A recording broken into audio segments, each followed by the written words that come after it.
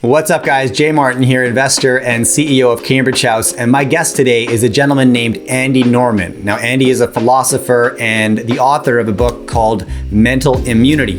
Now, the reason that I wanted to talk to Andy today was because his book and what he discusses is very much on trend with a lot of the content I've been producing lately, but really where my mind's been at lately, right? I've been looking at a lot of the communities that surround me or that I have access to, becoming less and less tolerant to ideas that oppose their own. And this is probably not a surprise to anybody. We're all witnessing this trajectory of intolerance occur around us, and it's kind of scary. I don't like it. And so I have been battling in my mind, how do we get back to a place of honest critical thinking?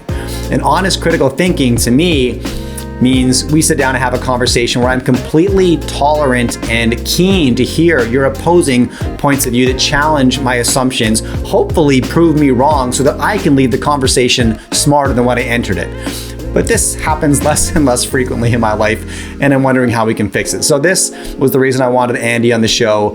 Fascinating teacher, fascinating individual. I really enjoyed this conversation. I hope you do too. Now, three things before we jump into this conversation. Number one, I'm hosting an event in Vancouver, Canada on January 16th and 17th. This will be the Super Bowl of macro finance. I'll be joined by a whole host of guests from former Prime Minister of Canada, Stephen Harper, former President of Mexico, Felipe Calderon, best-selling finance author of all time, Robert Kiyosaki, and literally dozens and dozens more. I've invited about 100 keynote speakers to join me on stage to dive into all the hottest themes and most important issues that I believe are going to be facing us in the next decade, and starting with the trends in macro finance, because I follow the money, as you know.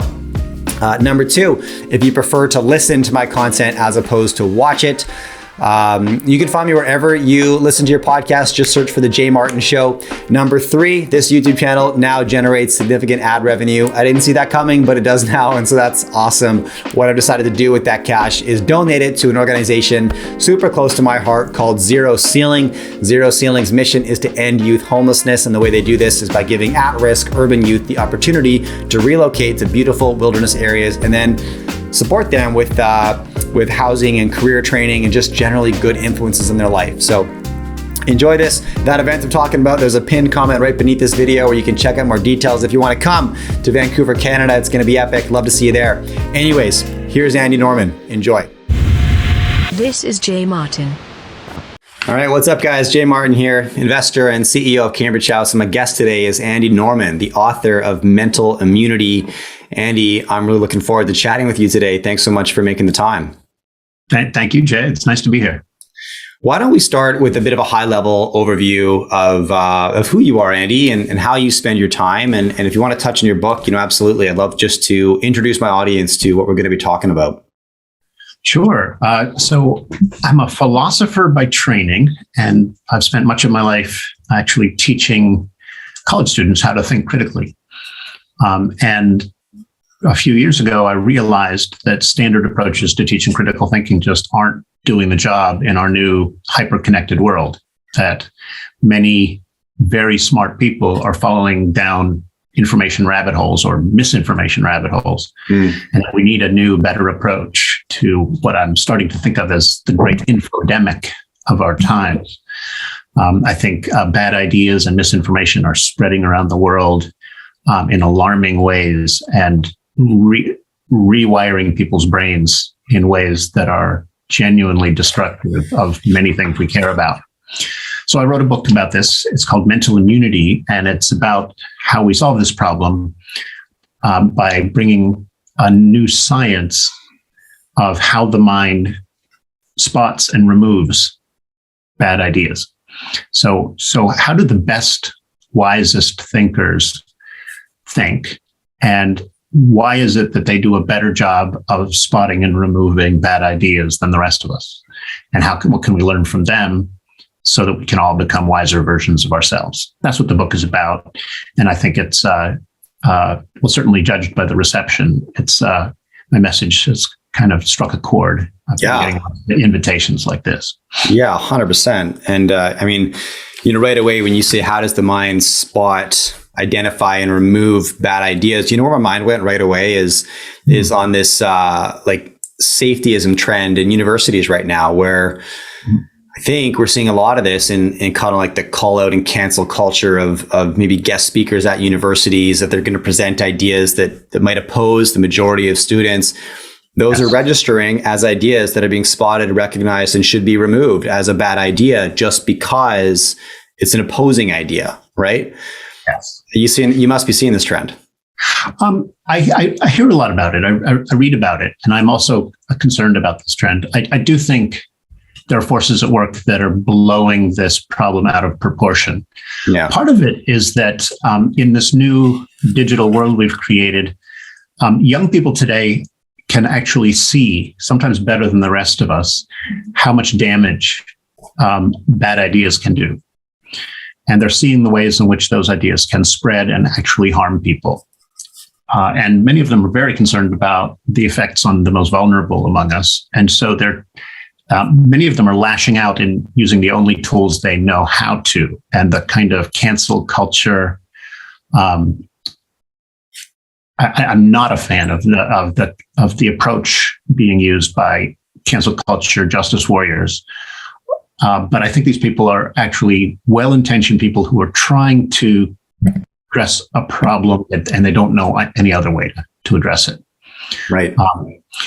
So I think the problem is not always the way it's represented in the press, but it is a problem. We do need to create a culture where people can raise objections and challenge ideas and potentially offend people. We need a culture where people are not doxxed or character assassinated for voicing controversial views. The question is how we do that in a way that doesn't cause us to vilify one another and turn us into enemies or irreconcilable ideologues. Yeah. And then, how then would you go about defining something like a bad idea? If we want to be able to spot, identify, and remove bad ideas, it's completely dependent on my definition of what that is. And maybe that's, you just mentioned it. There's a lot of well-intentioned social justice warriors who are trying to do the right thing for the right people, but maybe a bit misled in their directive. Yeah. So the philosophical question at the very heart of my project is, what is a bad idea? How do you know an idea is a genuinely bad one? What makes it bad? And can we arrive at a common standard of goodness or badness for ideas so that we can actually assess them collaboratively rather than just by pointing fingers and accusing one another of being wrong, right? We don't solve any problems by pointing fingers across the political divide or the religious secular divide and just saying people on that side are crazy. That gets us nowhere. So philosophers have been wrestling with this question for a long time. And what they've come to see is that there's a certain kind of dialogue that can allow us to bridge even deep, fundamental value differences. There are ways of talking to people who have very different values, learning from them and growing together. But you have to bring the right attitude and the right mindset to those conversations. There are periods in history where cultures have become very, very good at this. The Enlightenment in ancient Greece, where the art of philosophical idea testing was raised to extraordinary heights, and it created so many good things for the residents of those cultures. But we seem to have forgotten many of those key lessons today, and we don't know how to talk across difference any longer in a constructive way.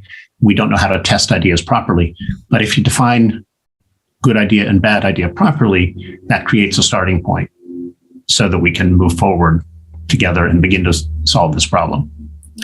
And so does that therefore get into the question of like morality and ethics and natural law? Or how do you, because how could you begin to carve out what a good idea is in some sort of universal acceptance? Yeah.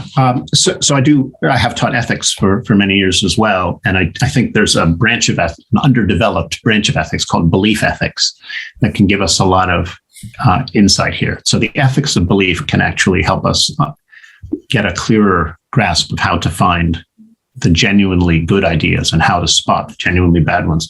Look, here, there's some very basic things that we all need to acknowledge up front if we're going to think clearly about which ideas are good, which ideas are bad, and approach the problem of sifting through them properly. And most of these are perfectly unproblematic or uncontroversial. Truth is a good quality in an idea. Falsehood is a bad quality. Everybody worth taking seriously agrees on those things. Ideas that are well evidenced, that being well evidenced counts for an idea. Being poorly evidenced should count against an idea. If an idea is beneficial to the people who accept or believe it, if it changes human behavior in ways that benefit us all, that's a good thing. If an idea lodges in the brain and produces behaviors that harm people, that's a bad thing. These are all uncontroversial facts about the properties of ideas that we can, if you pay attention to them closely, you can use them to assess ideas properly and spot the ones that are genuinely counterproductive to our ends. The problem is a lot of us buy into ideas that subvert our own best interests, that we don't see that we're doing it. Okay, so I can't think. I'm trying to argue your points here, Andy. I love that. And I can't test my ideas by all means. I can't find anything to dispute about truth versus falsehood. I think you're right. We have to universally agree. I don't see any objective nature to that, right? If you're being impeccable with your word, right, that's truth, right? Versus misleading, falsifying information, that's falsehood. I think we can agree, no matter what your morals, your ethics, your background, your belief systems are, that's very polarizing to me. Same with well evidenced versus poorly evidenced, right? Is this just a construct you've created, is belief you have that you just really want other people to believe, but there's not a lot of work put into this? Where I feel challenged is on changing human behavior positively versus negatively, because I feel like there's more nuance within that, right? And what's the definition of positive human behavior versus negative human behavior? There's layers to that, right? And then in terms of influencing behavior, have you read a book called Nudge? I think it's Richard Taylor. I have read it.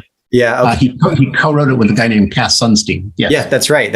Fascinating book on like decision architecture, right? Yeah. And how we can influence people to make better decisions without eliminating freedom, right? Which is a really interesting thing to think about, right? So anyway, I'd love you to talk about that third point a little bit and help me with that one. Yeah. So I'm trying to think of an example that might make this really clear. Suppose that I believe that I belong to a superior race and that you belong to an inferior race. Now, you might have issues with whether or not that belief is well evidenced, but you're also likely to have concerns that idea will cause me to do inhumane things to you. Okay. Right? Because when people start to think of other people as, subhuman, sure, that often creates the conditions for genocide and other awful things. Okay. And we understand this about ideas, that they can actually affect human behavior in ways that are good or bad. Now, there are certainly many layers to cashing out what we mean by good behavior or bad behavior. But there are also some very basic things that we should be able to recognize and mutually acknowledge here. Mutual well-being is good. Mutual suffering is bad. Mm. And if we can move together towards a world where we all get to flourish, that's a good thing. Right? Yeah. Ethics is basically about trying to create some guidelines for human behavior in ways that genuinely promote our well-being. It's not a ethereal thing that comes down from some mysterious source that I'm aware, ethics is really about how social animals can get along and promote one another's welfare. And there's an extensive science of this now,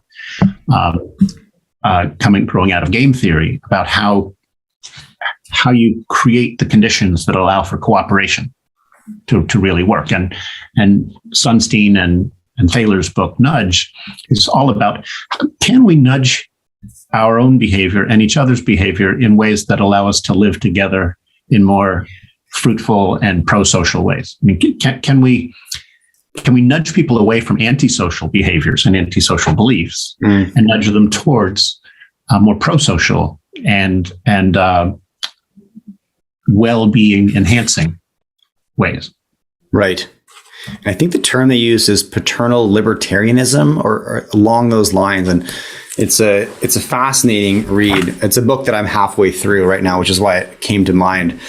I'm really, really enjoying it. Okay, so this, what you just described right now, is like front and center, right? Because you used a pretty dire example. We've seen examples of genocide throughout history when one community starts to believe they're superior in some way towards another, and therefore take horrific action. But even in today, we're not seeing that, but we are seeing, what I'm seeing anyways, these deepening divisions in our society where two groups are coming to, and in my community, right, where we're getting to a place where we're just not willing to communicate, not willing to hear the other point of view. Clearly, you're wrong.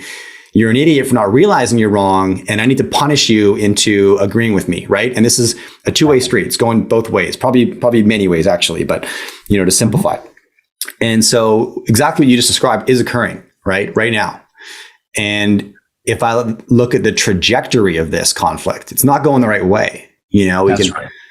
And this kind of thing has happened many times before, right? So what start off as kind of gentle partisan disagreements can become deeply divisive, ideologically entrenched issues. And history tells a long, sad stories of what happens to the cultures where these deep divides just continue to fester and grow. These societies fail. These cultures collapse. Their political systems implode. Time and time again, societies have devolved into chaos and civil war because the beliefs that were really central to people's identities became so polarized, so far apart that they could no longer get along. We're well down that path in America today. We have to figure out how to turn it around. Yeah, and it's very challenging. I guess, if we just focus on like the last 10 years, what's sort of my recent memory, that's been a landslide going one direction, right? And I can think back to the first time I felt triggered was 2010. And I was walking down, the first time I recall being triggered in this regard, like an us versus them triggering. And I was walking down Howe Street in Vancouver, which is like, I don't know, Vancouver's version of Wall Street, right? It's their finance district. And I work in finance. So I was wearing a suit, walking past the Occupy Wall Street protesters that had positioned themselves in Vancouver. And I got heckled. And somebody literally called up to me and they're like, "Nice suit, you fucking shill." And I just, and then the crowd cheered, right? And I'm walking down the street solo. And right away I could feel my posture change, my back get up. And I was like, this is combat, right? What's going to happen here? And, I drew a line in the sand, us versus them, walked back to my office, nothing happened, but I was fuming, right? Fuming about how wrong they were, how lazy it was to protest without putting solutions forward, and how clearly they didn't understand the kind of person I was, and blah, blah, blah. And I had this whole narrative in my head. And, it dominated the rest of my day. And then it wasn't until I got home that night that I was like, what are you so mad about? Those people don't know you and you don't know them. And, let's like pump the brakes here for a minute, right? What actually occurred, right? You just got triggered and it worked, right? Like, Well, and if you had to try to talk through an important point of a difference of opinion with those protesters right there on the spot, after you've been triggered, chances are not good that the conversation would have unfolded in a constructive way. Probably not. Yeah. What was your word for walking it back, slowing it down? I said pump the brakes. Pump the brakes. Thank you. Yeah. So my book is in significant part about how we can pump the brakes on the very fight or flight mental responses that trigger us. So philosophers have been saying for a long time that most of us walk through our lives kind of on autopilot, basically letting things in our environment, stimuli of various kinds, trigger us into doing this, that, or the other. And philosophers going all the way back to ancient Greece have basically said, whoa, hit the brakes there a little bit, pump the brakes, slow down your thought process, and really be mindful about that stimuli and try to take a constructive approach to responding to that stimulus. Okay. So there's also been a lot of work on the difference between slow thinking and fast thinking. So many of us respond on a gut level or intuitively or emotionally to things. That's fast thinking. And philosophers and psychologists going back thousands of years have recognized that our own psychological tendencies often betray our best interests. Yeah. And one of the best solutions to that is to slow down your thinking and say, wait a second here. Do I really want to let this guy get under my skin? Do I really want to lash out? Does it really help anything to demonize the people on the other side? And instead substitute a different behavior that leads us all in a more constructive direction. So that's what the book is about. Yeah, and you just hit on something really timely for me. What I'm trying to understand right now is intuition and the factors that contribute to intuition. And I can't recall exactly how you described it, but we go through life, we have experiences, these become available memories to us, contributing to what you might call availability bias, right? Something occurs and you immediately reflect on maybe something similar that already occurred to you, and this must be the same, even if it's not. Confirmation bias, we're all familiar with. I already feel this way. Recency bias, what happened to me yesterday, this is going to happen in this situation. And it puts intuition, on the chopping block a little bit for me, because it's like, if intuition is just a formula, right? It's an equation of all this stuff that occurred. And that stuff could have occurred this way, that way anyway, but it happened to occur this way. And as a result, my formula equals this and this. But, we want to believe that we can trust our gut. It's romantic to say, follow your intuition, trust your gut. But what you kind of explain is like, maybe there's a difference between intuition and reaction. And those are very different things. I don't know. But what do you think about what I just shared? Yeah, I like the way you talked about intuition a lot. I think there's a lot of wisdom in what you say. I would put intuition and reaction on the same side of a divide that puts a more mindful, conscious, deliberate response on the other side. So, intuitions are kind of like internalized rules of thumb for rough and ready responses. So when somebody treats you like this, respond like that. Simple rules like that. And sometimes those rules form in our minds under certain familiar conditions, and they work relatively well within those familiar conditions. But then conditions change. If we keep relying on the same rules, they'll mislead us or guide us in the wrong direction. So I think intuitions are always worth a hearing, but never worth the final say. Right. It's fine to listen to your emotions, to listen to the emotions of your detractors. In fact, it's important that you listen to the opinions of those who disagree with you, and it's important to listen to your intuitive and gut response. But it's almost always a mistake to let them have the final say. That's a starting point for analysis and reflection, not a replacement for analysis and reflection. Right. Based off of that, I came up with this mantra that I practice. When I practice it, I usually like the outcome a lot better than when I don't. And it's when I'm usually in conversation with somebody and maybe things become heated or whatever. And I feel the need to react, right? You said something, I want to react with something back. And if I can take a minute instead of reacting to then, it's simple, pause, think, act, instead of react. It's amazing how much better I like the outcome. That's, I think, the key difference here is trying to become less reactive and more proactive. Yeah. And I think, various sort of mindfulness practices that rooted in sort of Eastern meditation traditions are a really nice way to decrease one's reactivity and increase one's proactivity. There's a particular way in which you need. So when you want to be able to do that right in a conversation, in a fast-moving conversation with potentially upsetting ideas flowing back and forth, that requires a mindfulness discipline that philosophers have practiced for thousands of years. And I actually argue that the secret to learning how to become wiser is to understand that your mind has an immune system that can overreact to a stimulus, and cause you to be fearful of it. So I like to tell the joke of Fred the flat earther. So Fred dies and goes to heaven, marches into God's inner sanctum and says, "Hey, God, I've been a flat earther my whole life. I have to know, is the world flat or is it round?" And God says, "I'm sorry to say, Fred, that the world is very, very round." And Fred looks at him and says, "This conspiracy goes higher than I thought." Yeah, right. Right. What's happening there is that Fred's ability to doubt and question things has gotten so out of control that he'll question anything, even the word of God right in front of him. Yeah. Right. The fact is, all of us can do that. We can get triggered by the latest news cycle, and our fears and our doubts can spiral out of control, leading us to lose perspective. And the trick to solving that problem is to basically modulate your mind's immune response to perceived threats.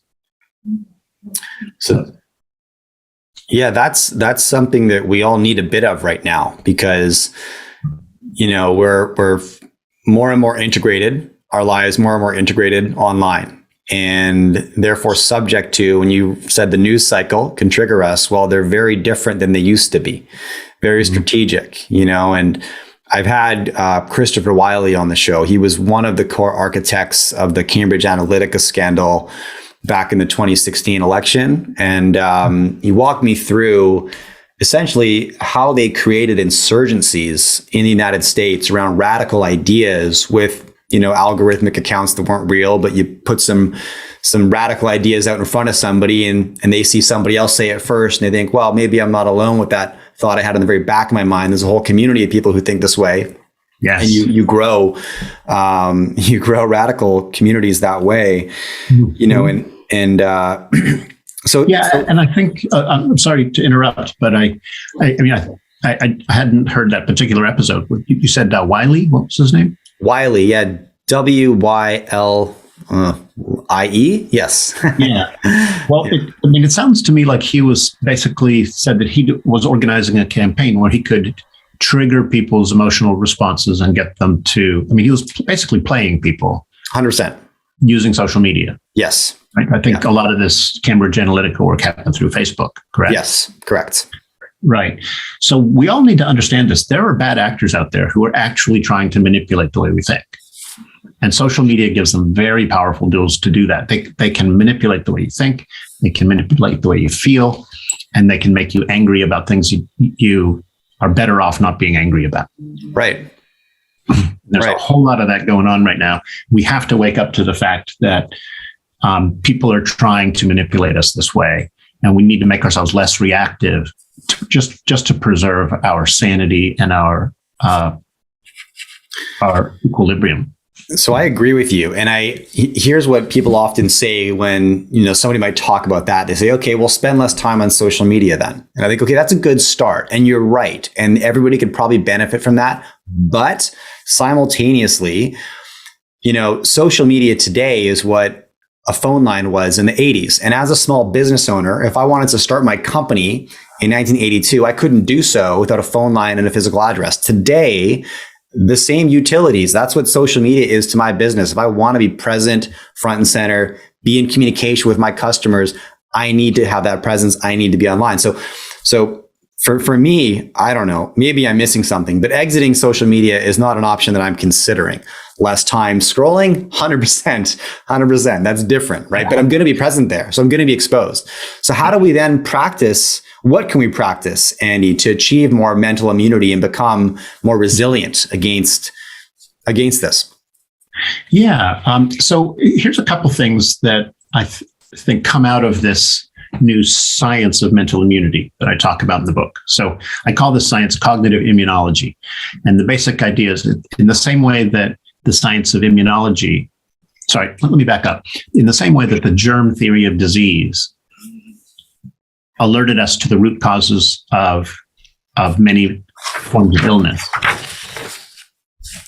a new view of mental dysfunction that recognizes that bad ideas can spread like mind parasites, beginning to spread through the sciences right now. Science is starting to take seriously the idea that bad ideas are fundamentally mind parasites.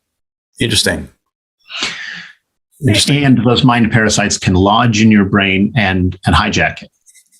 Lodge in your mind and hijack it. Yeah. So understand that ideas are unruly things that don't always follow your beck and call. Ideas can actually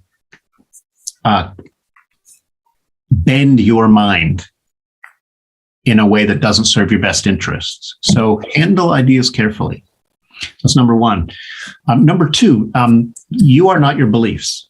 The moment you identify with your beliefs, you become easily triggerable by any objections to those beliefs because they're perceived as a threat to your identity. Yes. Right? Yes. So it's a really bad idea to hitch your identity to a certain ideology or to a certain set of preconceptions, because then if dialogue goes in the direction of raising questions about them, you will overreact. And you will not be able to think in a clear, fair-minded way about those issues. So recognize that your beliefs are temporary guests. Think of your beliefs as house guests that may be serving you well now, but that might need to be shown the door later. Sure. All right. Third thing, reasons aren't weapons. Don't treat them as tools for bludgeoning people on the other side. Think of reasons as pointers you can use to gently guide people's attention to things that you think are relevant. What do you mean? So when a conversation becomes tense or charged by a culture war, you've got culture warriors on either side using reasons to bash people on the other side and prove that they're right and they're wrong and you're right. But once you start thinking of reasons that way as weapons, you actually subvert your own mind's immune system. Your mind's immune system will begin to betray you if you start thinking like a culture warrior. So therefore, do you use the word reasons as you might use like the word evidence? Like, here's more evidence why I'm right and you're wrong. Very similar concepts, yes. A reason is just a sentence or an idea that codifies evidence. Okay. Or at least codifies a consideration. So if anytime you take a consideration that you think is relevant and you form a sentence to express it, or form a sentence to draw attention to that consideration, that's a reason. Okay. Yeah, I mean, it's funny, like the scale at which these things apply. I can think earlier this week, I was in dealing with some stuff in the office, a bit more stressed than usual, and I let something that my wife say to me just completely hit me the wrong way. You know, it was very triggering to me. And instead of dismissing that and just being like, it didn't mean anything, I made it mean something big. We're good at that, aren't we? I've made that mistake. Yes. And then, of course, it becomes this like slippery slope. I start looking for evidence to support, right, this idea that I'm doing this and she's doing that and all this stuff. And it manifests in just like an uncomfortable walking on eggshells household for, 12 hours. And that's a really nice example, because you actually could feel that situation sort of spiraling out of control. Like the emotions were starting to get the better of you, and it was starting to threaten the relationship. When I work with students on this issue, I say always debate or discuss controversial issues with the goal of maintaining trust and the relationship. So this works with spouses as well as students.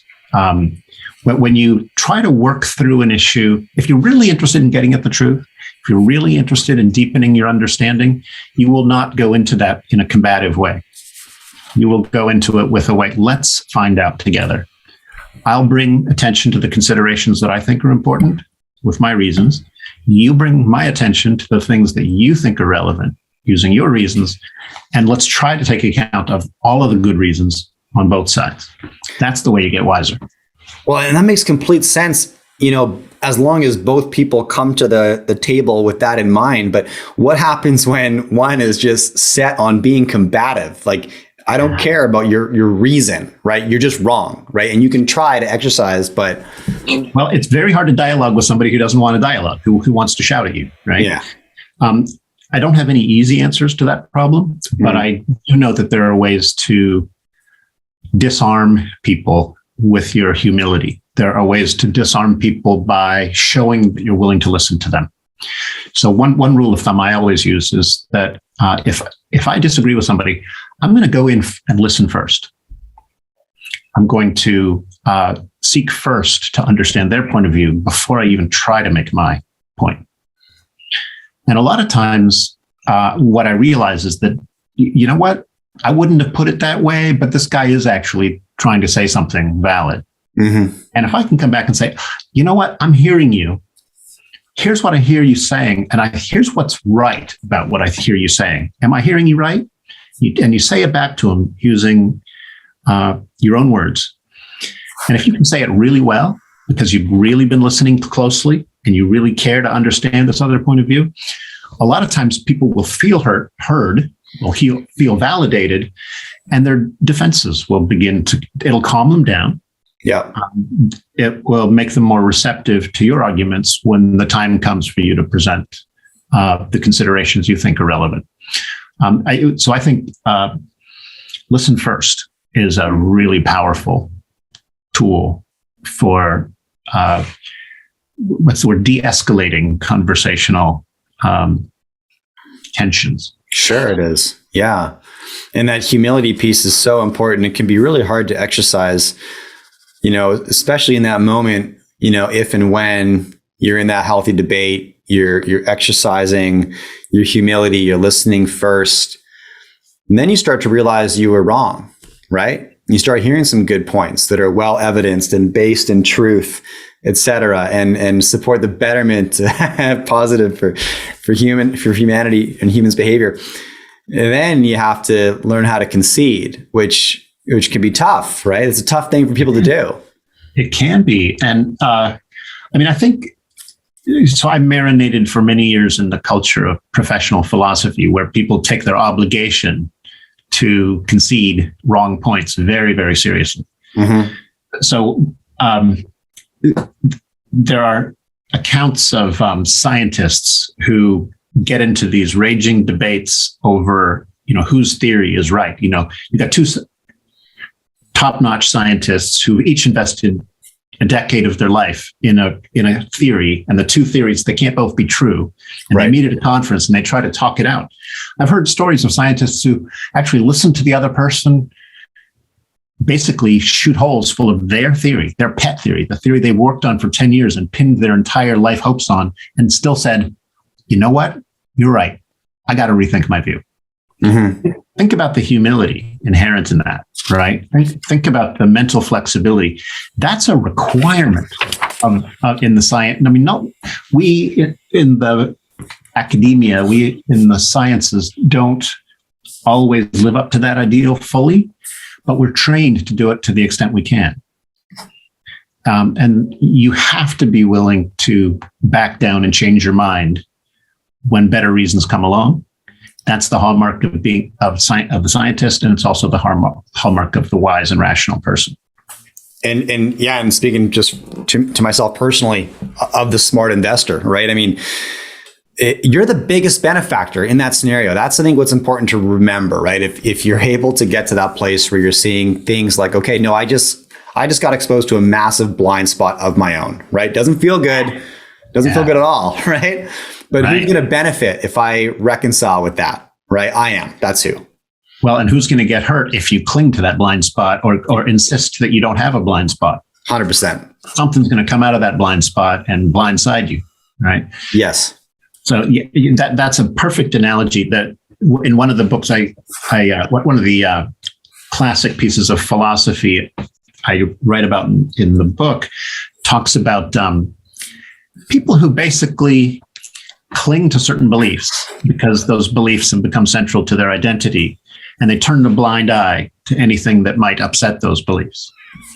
And this philosopher, his name was Charles Sanders Peirce, he likens these folks to ostriches that hide their heads in the sand. Yes. So here's a nice little metaphor to capture the insight you just gave. Imagine an ostrich who senses a predator approaching, decides he doesn't like feeling threatened, and so he buries his head in the sand. Yeah. Right? He's going to get a very, very short term, he's going to get peace of mind that might last for a few seconds. Yeah. And then he's done. Right? Hiding from the truth and hiding from the evidence always has long-term consequences. And it always has negative long-term consequences. So open your mind, let it in, change your mind, concede your point, graciously concede the point, and keep learning. Yeah.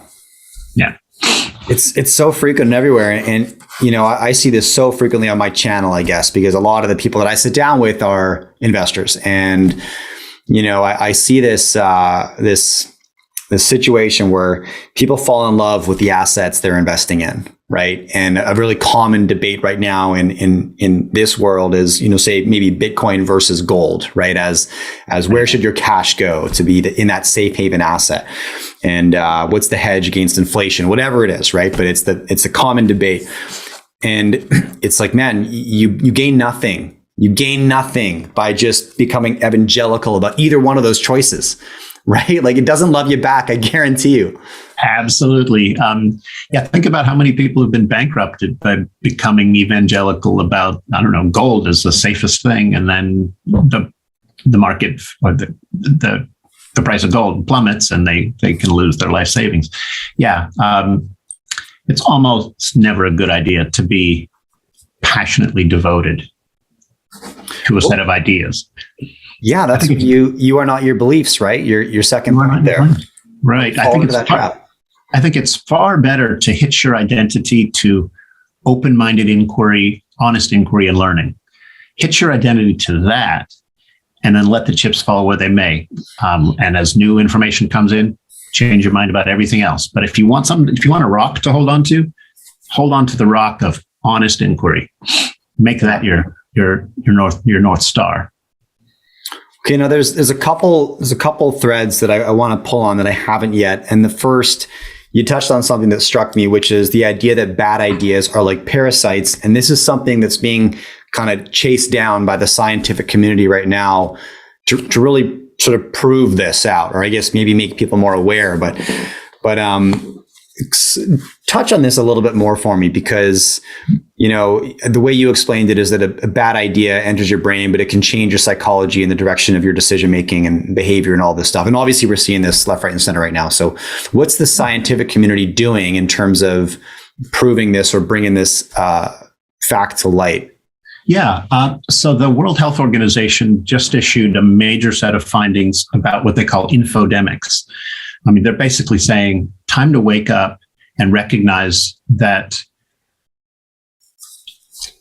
information parasites can spread through populations and harm human prospects.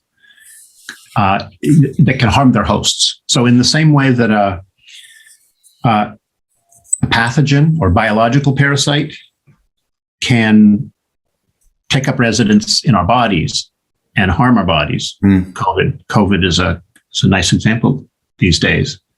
In exactly the same way, the wrong idea can take root in your mind and harm you as its host. Think about the way in which influenza gets you to sneeze and spread copies of the influenza virus to other bodies. Yeah. Well, evangelical conviction can induce you to proselytize and thereby spread your evangelical views to other minds. exactly the same process. So it turns out these two processes, these two worlds, the world of pathogens spreading through populations of bodies and bad ideas spreading through populations of minds, are exactly isomorphic, exactly parallel with one another. And many of the insights of biology and immunology can be carried over to the other side to help us learn how to think more clearly and more capably.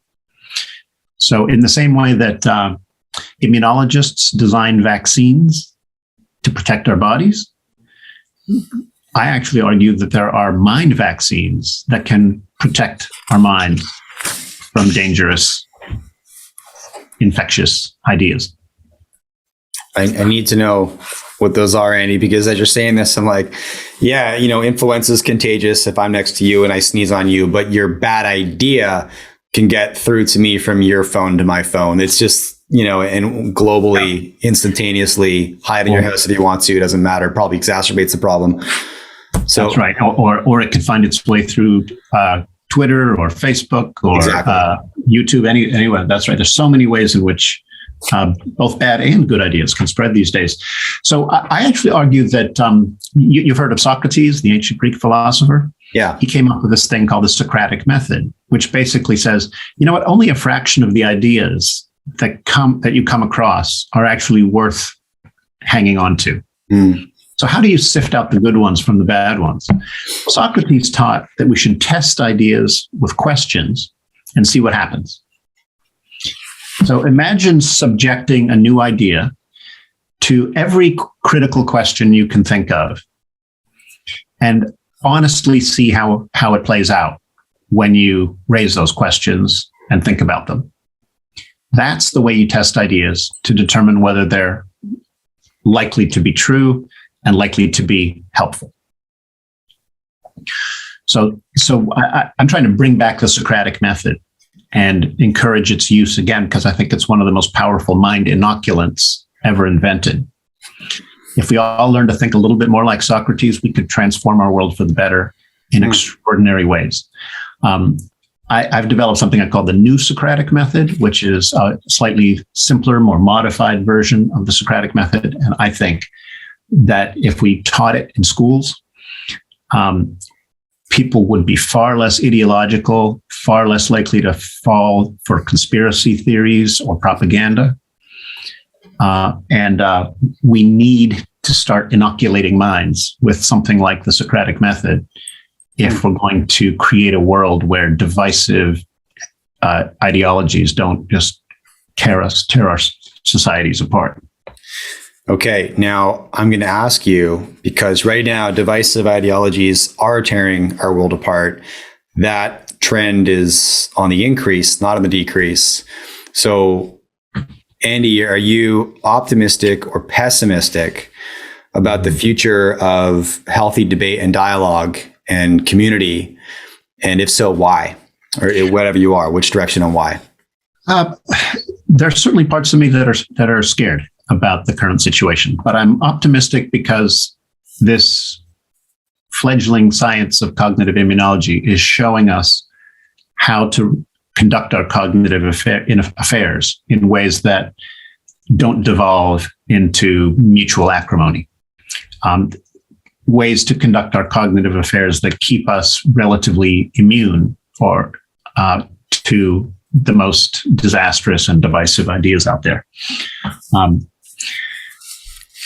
As this science develops and we begin to apply its findings to the design of education, curricula, to the design of information platforms, social media platforms, as we begin to apply this science, we can dramatically reshape the information environment we inhabit and make it one where trust is the rule rather than the exception. And you can rely on most of what you hear because everybody has done due diligence by testing their ideas before they begin to spread them. Does that make sense? Yeah, it sounds good. Yeah, it does. I don't think we're going to get there overnight. We're not going to get there without a very significant investment of time and energy. But I think the the steps we have to take are now coming into clear focus, and I'm actually working to spread awareness of them through a research institute I've created called the Cognitive Immunology Research Collaborative. That's CIRCE for short. I call it CIRCE for short. But CIRCE is basically saying, look, the science of how the mind's immune system works is teaching us how we can take critical thinking to the next level and how we can make critical thinking utterly normal across all sectors of society.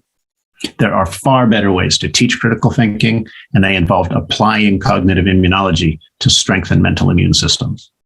We can do this, but we need people from the foundation community, people from the business world, people in universities.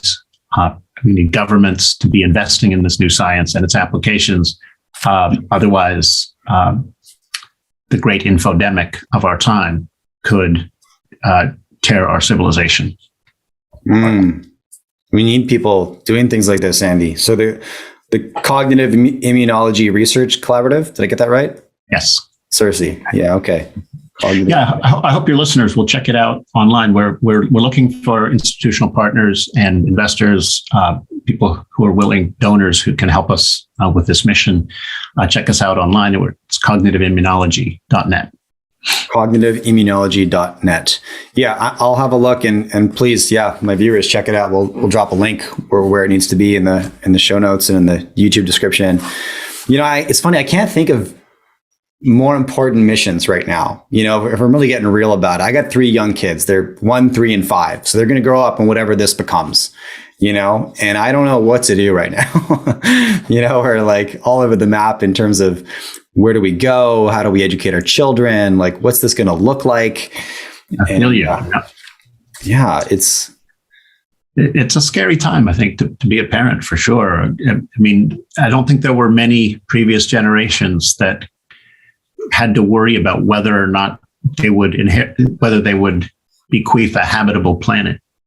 Sure. To their children. And there's some pretty significant evidence that we're on the path to rendering our planet uninhabitable. And we need to solve that problem too. And we're not going to solve that without becoming substantially wiser either. And the key to that is cognitive immunology. Yeah, I love it. Yeah, it's, you know what, I'll bet all day long on human ingenuity, and I'm an optimist to my core, I just am. And I don't know which direction this goes, but it's people like you, I guess, getting the message out. It's people like me and people with media platforms start talking about maybe what's wrong, and maybe that we should start thinking about how we could fix it. Right. And maybe why. Hallelujah. And getting buy-in from education. I think it's so critical. And I'm really curious about how that sector will shift, as my kids grow up in school programs. And my oldest is 5. So he's in kindergarten, right? Early stages. And we intentionally sourced a very alternative program. He's in this school called Nature Learners. The whole thing is outside. There's no classrooms. It sounds pretty hippie, and it kind of is, but his dad's a capitalist, so we marry in the middle there. And on day 1, they walk into the forest and they all select a tree friend, all the kindergartners. And the purpose of the tree friend is to teach the kids about cyclicality, right? Throughout the course of the year, they watch little buds appear on the branches, and the buds turn to leaves. The leaves turn brown, fall to the ground. A period of quiet stillness takes over, winter, but the tree blooms again, right? And so it teaches the kids 2 important lessons: that cycles are everywhere and that nothing in nature stays the same, right? And these sort of different way to educate some important core beliefs, because, I don't even navigating your own mindset. Like depression is often us falling into the belief that like things aren't going to change, right? Things aren't going to change, but as the tree shows the kid. That's fascinating. I could see that being really neat. In the book, I recount a time in my life when I was actually, as it turns out, clinically depressed, and I actually had to learn to rewire my own mind by just being resolutely positive, resolutely hopeful. Okay. And I found that I could pull myself out of that depression. I mean, you don't have to let your internal optimism level be a reflection of the state of the world outside. You can choose to bring positivity into the world and just be resolutely optimistic or resolutely hopeful. I like to talk about resolute hopefulness. I'm not sure I'm always an optimist, but I am resolutely hopeful because I think I can be a better person and a better impact on the world if I stay focused on the things I can do to make the world a better place and keep my hope that those will happen a lot. Right. It's similar to like this scarcity versus the abundance mindset, right? When you're operating from a place of scarcity and fear, I operate poorly. I don't see options. I'm less creative. Whereas when I operate from a place of abundance, I definitely find better paths forward. And yeah. I like that suggestion a lot. I experienced that as well. Okay. I need the URL one more time for Cersei. Yeah, Cersei, cognitivimmunology.net. Cognitivimmunology.net. Correct. Yeah, I hope people will check it out. We need all hands on deck if we're going to bring about the cognitive immunology revolution and prevent the great infodemic from destroying everything we care about. So I hope listeners who want to help out will get in touch. Yeah, no, certainly. And thanks so much, Andy, for coming on the show and letting me pick your brain and getting in front of my audience. Yeah. It's been a pleasure. I like what you're doing, Jay, and wish you well. We didn't even get into any of the crazy conspiracies that are going on today. So we got to do this again and get really deep on the weird stuff. Okay, that sounds good. Sounds like a plan. All right. Have a good day, man. Thanks again. Okay, guys, 3 last things. First, if you enjoy my interviews and would like a bit more, you can subscribe to my Friday newsletter. It's free, and the comment to subscribe is right beneath this video in that pinned comment. In this newsletter, I share my key lessons learned, takeaways, and any actions that I might be taking in the market as a consequence of what I've learned on the show. Second, when I started a YouTube channel, I never anticipated generating any advertising revenue. But coincidentally, I do now, which is awesome. And so what I've decided to do is donate this to an organization that is very close to my heart called Zero Ceiling. Their mission is to end youth homelessness. The way they do this is by providing young people experiencing homelessness with supportive housing, employment, professional support, life skills, and outdoor adventure. Because often young people in urban centers with no resources will never get the opportunity to experience wild places, nature that can be so transformational and absolutely was for me. Third, if you prefer to listen to my content, you can now find us wherever you listen to podcasts. Just search for The Jay Martin Show.